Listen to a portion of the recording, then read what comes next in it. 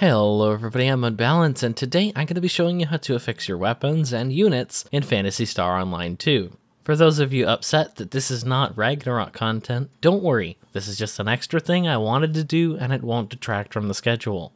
Now I've always found affixing in PSO2 to be rather intimidating, so I thought I'd make a simple and easy to digest video explaining the process I went through for affixing my unit. Today I'll be reaffixing my 12-star rear unit as an example, since I'm looking for a bit more HP from my armors. Before we get started on that, something I'd like to note that when you do get a rare weapon or unit and it doesn't have the slots for affixes that you're looking for, you can add more by simply jamming generally weaker abilities into the item. This is called upslotting, and the higher the initial slot is, the lower the chances will be of succeeding. I wouldn't waste valuable units on this, since you can generally just throw on trash affixes while doing this. Failing while affixing is on a per ability basis, and we'll just see those abilities removed from the final result. An item with 8 abilities could fall to 0 if each one of those affixes fails. We want to prevent that as much as possible, so we can get some ability success rate raises from the Execube shop. Way at the bottom, you can find both 30% and 40%. 40% are kind of expensive, so you'll want to avoid using them if you can get away with it.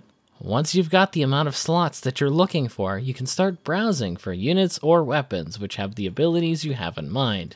Keep in mind that only units can affix on units, and weapons can only affix on weapons. You cannot cross-affix a weapon to a unit or vice versa. I could get a whole lot deeper here, as there are not only certain affixes which don't carry over at all, as well as abilities which increase the chance of other abilities carrying over. But for the sake of simplicity in this guide, I'll be omitting these cases. The best place to check for this kind of info would be the affixing simulator I've linked down in the description. It will let you try out any affix combination that you're looking for and see exactly how you can get the chances that you're looking for with each different setup. For this example, I'll be looking for Historia Soul, Omega Revier, Stamina 3, and Spirit 3. I'm also going to be using the Add Ability item to get even more health on this unit. This means that I'll need to start with a 5 ability unit, which can only be affixed by 5 or higher ability units. Note that I could upslot higher, but the units and weapons generally get more expensive the higher you go, and I don't really have any other souls or affixes in mind that are must-haves. You'll generally want 2 appearances of the abilities you want across all 6 potential items.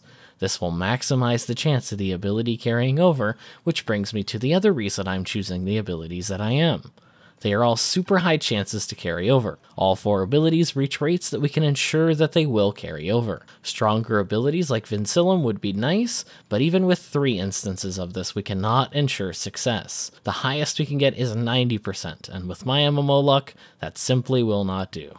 We're also going to be using an Add Ability item, and these are generally on the expensive side, but in my opinion, it's a small price to pay for your item being better forever. With the lowest affix being 70%, all we're going to need is a 30% success raise from the Execube shop, and this will ensure that our unit will come out as desired. With all that said and done, you can see that my unit is now packing much more HP than it ever has before.